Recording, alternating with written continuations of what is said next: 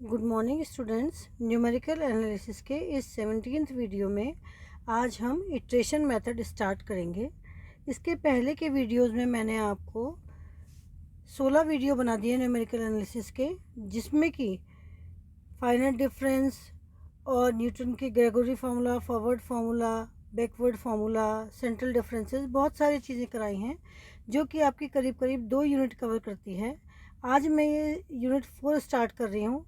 इसमें आज हम जैकोबी इटरेटिव मेथड से को किसे कहते हैं और उसके एक सवाल को हल करेंगे। तो इटरेशन मेथड सबसे पहले तो क्या होता है, पुनरावृत्ति विधियाँ। जैसा कि नाम से ही जाहिर है, पुनरावृत्ति मतलब कि बार बार रिपीट करना। तो इसके लिए हम इसकी डेफिनेशन को पढ़ते हैं पहले। If in system of linear algebraic equations, यदि हमारे पास में एक बीजीय समीकरण का निकाय हो और वो इस निम्नलिखित कंडीशन को सेटिस्फाई करे, the following condition satisfy, we solve these equations by iteration method. Then we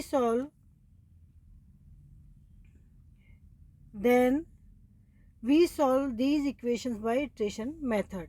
तो जब हमको कोई बीजीय समीकरण निकाय दिया हुआ है, बीजीय समीकरण निकाय मतलब क्या होता है, a11x1 plus a12x2 plus a13x3 and so on.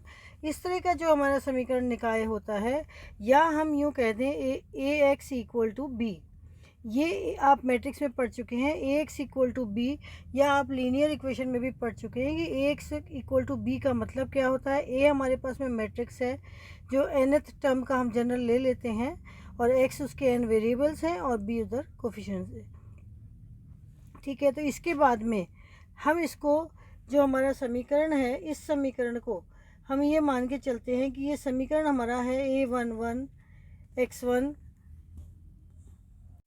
जो भी हम nth डिग्री तक ले लेते हैं। तो जैसे समीकरण मान लीजिए a11x1 plus a12x2 plus a1nxn equal to b1। इसी तरह से a21x1 plus a22x2 plus a2nxn equal to b2 and so on. an1x1 plus an2x2 plus annxn equal to annxn equal to bn। ये हमारी सिस्टम ऑफ लीनियर इक्वेशन होता है जो कि हमने n डिग्री में लिया है। लेकिन अभी मैं आपको हल करते समय, क्योंकि जनरली आपको 3 लीनियर इक्वेशन ऑफ 1 डिग्री होगा, लेकिन 3 वेरिएबल्स के लिए जनरली हम देते हैं, तो उसके लिए मैं 3 वेरिएबल में यहाँ आपको लिख करके दिखा रही हूँ। तो हमारे पास में जो कंडीशन है इटरेटिव मेथड की, वो क्या होनी चाहिए कि जो मॉडुलस ऑफ ए आई जे है वो ग्रेटर देन इक्वल टू होना चाहिए समेशन ऑफ ए आई जेस के। इसका मतलब क्या हुआ, इसका मतलब ये हुआ कि जो हमारी समीकरण है, इस समीकरण में ये जो हमारा a11 है, इसकी वैल्यू इन सब a12 a1n इन सब के जोड़ से ज़्यादा होनी चाहिए। इसी तरह से सपोज़ हमारे यहाँ पर कोई सेकंड वाली लाइन में दूसरा ऐसा कोफिशिएंट है जिसका जोड़ बाकी सब कोफिशिएंट्स के जोड़ से ज़्यादा होना चाहिए। ये अगर हमारे पास कंडीशन है तो उसे हम जैकोबी से हम हल करते हैं। जैकोबी इटरेटिव मेथड उसे कहते हैं। ये जैकोबी सीडलिंग से भी होती है। ये पहले फर्स्ट मेथड में आपको जैकोबी इटरेटिव मेथड पढ़ा रही हूँ। Which inequality is true for minimum of one condition. In general the generator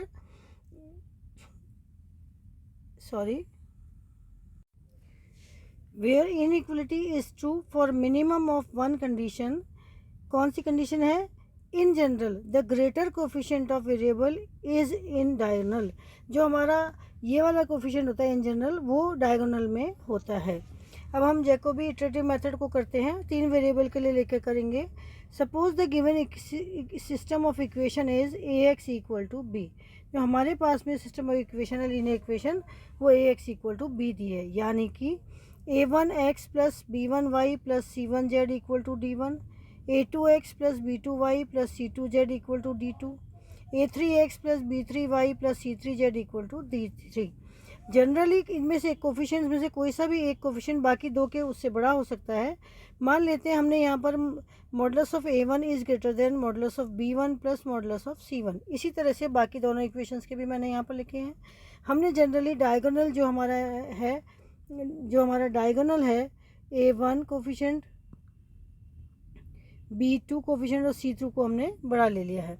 अब इसके लिए हम इसको सॉल्व जब करते हैं तो हम क्या करते हैं कि जो ये इक्वेशन नंबर 1 है, इस इक्वेशन नंबर 1 से हम एक्स वाई जेड को सॉल्व करने के लिए पहले इक्वेशन को A1 से डिवाइड कर देंगे और D1 के उधर राइट हैंड साइड में ले जाएंगे सब चीज़ें। तो x equal to 1/A1 D1 minus B1y minus C1z। इसी तरह से y इक्वल टू B2 से डिवाइड करके टर्म को लिख देंगे और फिर z इक्वल टू C3 से डिवाइड करके टर्म को लिख देंगे। तो इस तरह से हमारे पास में इक्वेशन नंबर 3, 4, 5 आ गई।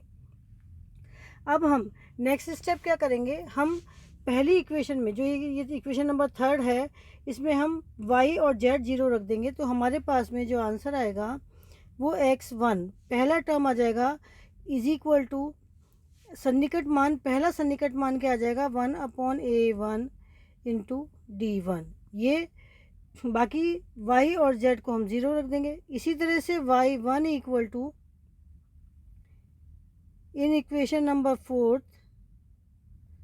we put x equal to z equal to 0, we get y1 equal to 1/B2 into D2। Similarly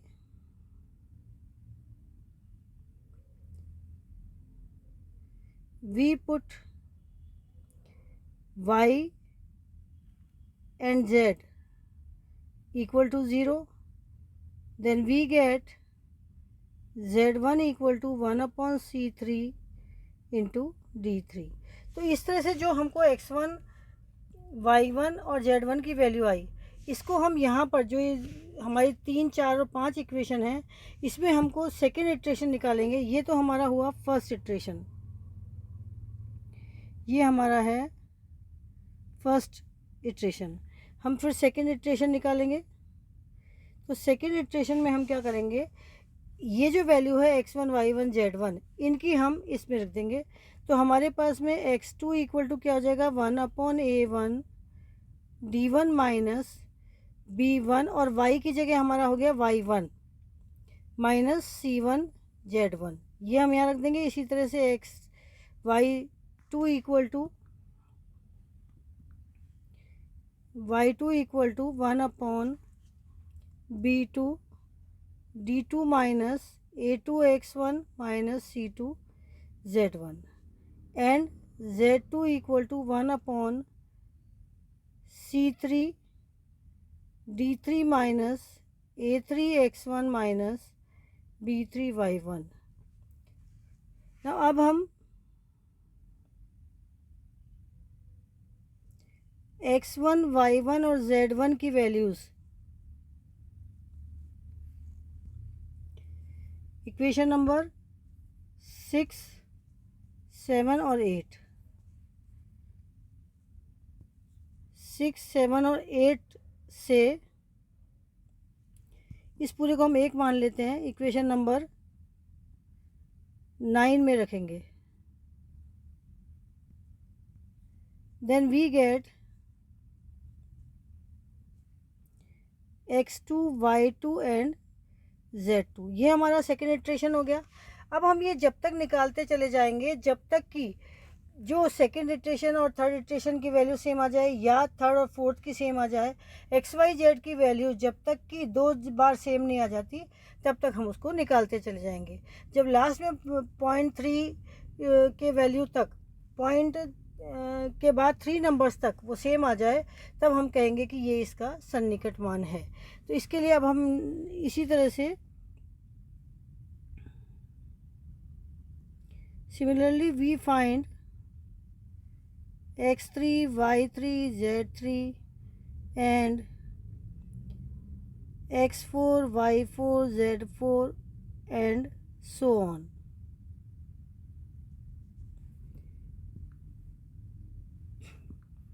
ठीक है, तो इस तरह से हम लोग इनको हल करेंगे। तो अब मैं आपको एक सवाल दिखाती हूँ। Now question number is find the solution of the following system of equations up to fourth order approximation by Jacobi's iterative method. अब हमें ये जैकोबी इटरेटिव मेथड से सवाल को हल करना है और फोर्थ ऑर्डर के अप्रॉक्सीमेशन तक हमको निकालना है। जैसे कि मैंने आपको अभी ऊपर समझाया था किस तरह से निकालते हैं, हम इसको उसी तरह से निकालेंगे। दोबारा से बताती हूँ। निम्न समीकरण निकाय का जैकोबी पुनरावृत्ति विधि द्वारा चतुर्थ सन्निकट तक हल ज्ञात कीजिए। अब हम इसमें क्या करेंगे कि जो हमको समीकरण निकाय दिया है उसको अधिकतम गुणांक वाले चर के लिए हल करेंगे हम। तो उसके लिए फर्स्ट हम क्या करेंगे, x1 इक्वल टू, यहाँ पर देखिए ये 27 इस 6 और 1 से ज़्यादा है। इसको मैं आपको करके दिखा देती हूँ। यहाँ पर हमें क्या करना है, 27 is greater than modulus of 6 plus modulus of -1। तो ये इससे ज़्यादा हो गया। देखिए 27 ज़्यादा है 7 से। दैट सेकंड हमारे पास में क्या है, ये 15, ये ज़्यादा है हमारे पास में 15 modulus is greater than modulus of 6 plus modulus of 2। इसी तरह से ये 54 ज़्यादा है यहाँ पर, 54 is greater than modulus of 1 plus modulus of 2। तो ये हमारी सारी जो कंडीशन है ये सही लागू होती है, तो हम इसको जैकोबी इटरेटिव मेथड से हल कर सकते हैं। तो अब हम सबसे पहले इसको क्या करेंगे, जो हमको समीकरण दिए हुए हैं, ये जो हमको समीकरण निकाय 1 दिया हुआ है, इसको हम क्या करेंगे, इसको हम पहले x1 x2 x3 में इसको निकालेंगे। तो हमने क्या निकाला यहाँ पर, x1 इक्वल टू, ये जो हमारे पास में 27 है इससे पूरी समीकरण को डिवाइड कर दिया और 85 के उधर लिख लिया। इसको मैं दोबारा से लिख देती हूँ यहाँ पर। फर्स्ट के लिए x1 27 x1 plus 6 x2 minus x3 equal to 85। That implies x1 equal to 1/27 into 85 minus 6 x2 plus x3। Similarly y1 equal to, अब यहाँ पर ये वाली बड़ी टर्म है, सॉरी x1 x2 दिया हुआ है यहाँ पर, तो हम भी x1 x2 ही करेंगे। x2 इक्वल टू, तो इसको 15 से पूरी को डिवाइड कर देंगे और 72 के उधर ले जाके माइनस कर देंगे।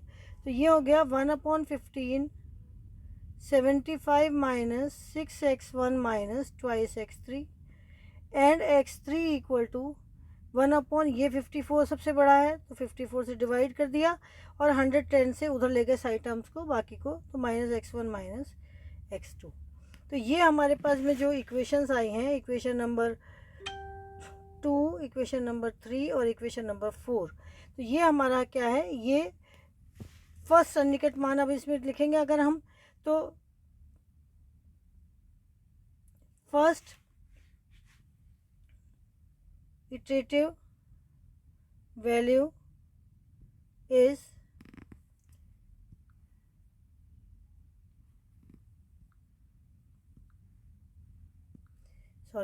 value is, हमने क्या करेंगे, इक्वेशन 2 में x2 एंड x3 0 रख देंगे। We get x1 equal to 85/27। Similarly, put x1 and x3 equal to 0 in equation number 3rd. We get x2 equal to 72/15 and similarly इसी तरह से x1 और x2 x3 0 रख देंगे, तो हमारे पास में x3 आ जाएगा, x3 इक्वल टू क्या आया हमारे पास में, 110/54, 110/54। अब ये पहला इटरेटिव मेथड है, तो यहाँ पर हम इसको 1 1 और यहाँ ऊपर 1 रख देते हैं। तो ये हमारा पहला इटरेटिव मेथड है। तो इसी तरह से अगर हम सेकंड लिखेंगे, तो सेकंड अप्रॉक्सीमेशन वैल्यू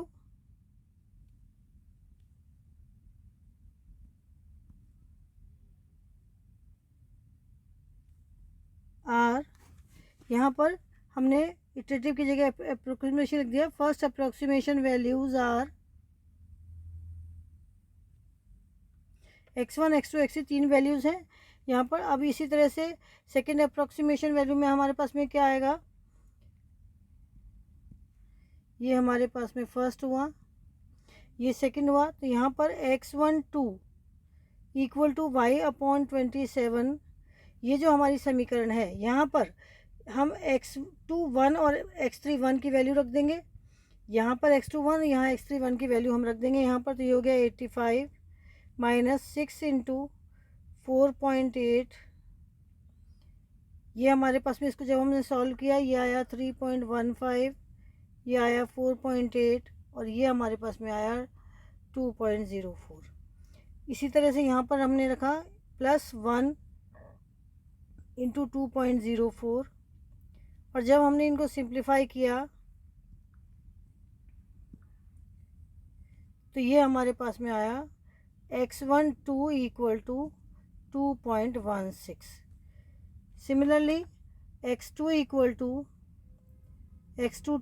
टू ये देखिए यहाँ पर ये हमारे पास में x2, ये जो वैल्यू है यहाँ पर हमने यहाँ 2 लिख देंगे इधर और यहाँ पर x1 1 की वैल्यू लिखेंगे, जो मैंने आपको अभी ऊपर समझाया था सेम उसी तरह से। इसमें और लिख देती हूँ एक बार तो आपको समझ में आ जाएगा। यहाँ x2 2 इक्वल टू कितना हो जाएगा 1/15 x 1/15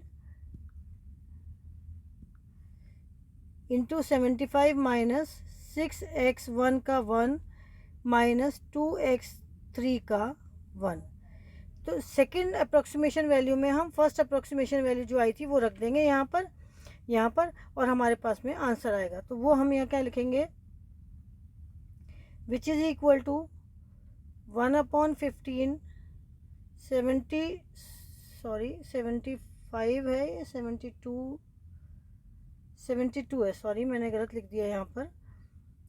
ये यहाँ 72 था, यहाँ पर भी ये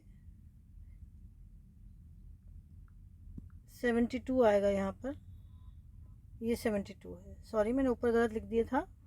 अब ये यहाँ पर आ जाएगा हमारे पास में 72 minus 6 into 3.15 minus 2 into 2.04 which is equal to 3.27। इसी तरह से x3 का 2 सेकेंड अप्रोक्सीमेशन वैल्यू, x3 का 2 second approximation value is equal to 1/54 110 minus 1 into 3.15 minus 1 into 4.8 is equal to 1.89. That implies x32 equal to 1.89. तो हमारे पास में ये जो समीकरण आई, ये सेकेंड अप्रोक्सीमेशन वैल्यू x1 का आ गया, ये x2 2 का आ गया और ये x3 2 का आ गया। तो ये हमारे पास में पूरी तीनों चीज़ मिला करके मैं इनको इक्वेशन नंबर 4 है यहाँ पर, और यहाँ पर मैं इन सारों को इक्वेशन नंबर इसको इक्वेशन नंबर 5 दे देती हूँ। अब हम जब थर्ड अप्रोक्सीमेशन वैल्यू निकालेंगे तब हम क्या करेंगे,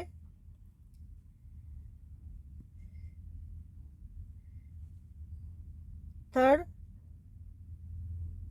अप्रोक्सीमेशन वैल्यूज आर,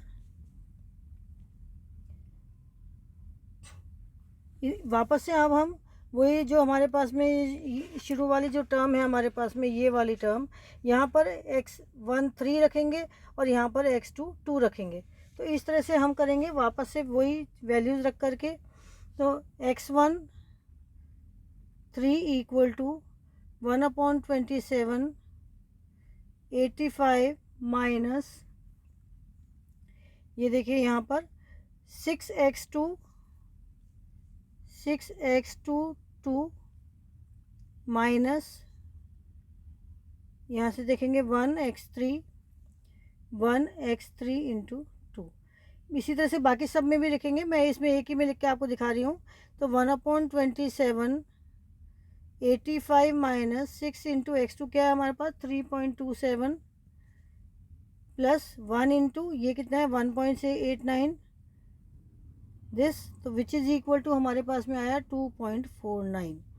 जब हमने इसको सिंप्लीफाई किया x13 इक्वल टू 2.49। इसी तरह से हम निकालेंगे x23 which is equal to 1/15 72 minus 6 into 2.16 minus 2 into 1.89 और x23 इक्वल टू हमारे पास में हुआ 3.68। ये हुआ एक। इसी तरह से x33 which is equal to 1/54 110 minus 1 into 2.616 minus 1 into 3.27 which is equal to 1.94। इस तरह से हम नेक्स्ट जो फोर्थ अप्रॉक्सीमेशन वैल्यू है, फोर्थ अप्रॉक्सीमेशन वैल्यूज आर, हमको फोर्थ अप्रॉक्सीमेशन वैल्यू हमको 4 तक निकालनी है, तो मैं यहाँ डायरेक्ट लिख रही हूँ, आप लोग खुद कर लेंगे। x41 equal to 2.40 x4 sorry इनको ध्यान से लिखेंगे बेटा, x14 x24 is equal to 3.54 and x34 equal to 1.92। अब हमने ये क्या देखा कि अभी भी ये जो वैल्यूज़ हमारे पास में आई हैं, x1 की थर्ड वैल्यूज़ और इसकी ये फोर्थ वैल्यूज़, ये भी अप्रोक्सीमेशन में अभी थोड़ा सा 2 पॉइंट तक भी बराबर नहीं आ रही है, 1 पॉइंट तक बराबर है। लेकिन हमको क्योंकि दिया हुआ है कि फोर्थ अप्रोक्सीमेशन तक हमको निकालना है, तो यही हमारा आंसर होगा। अगर अप्रोक्सीमेशन की टर्म्स नहीं दी हुई है तो आप जब तक निकालेंगे जब तक कि 2 लास्ट अप्रोक्सीमेशन सेम नहीं आ जाते हैं। तो इस तरह से हम जैकोबी के मेथड से, जैकोबी इटरेटिव मेथड से हमने ये सवाल सॉल्व किया है। नेक्स्ट वीडियो में मैं आपको जैकोबी सेडलिंग मेथड से हल कराऊंगी। Thank you.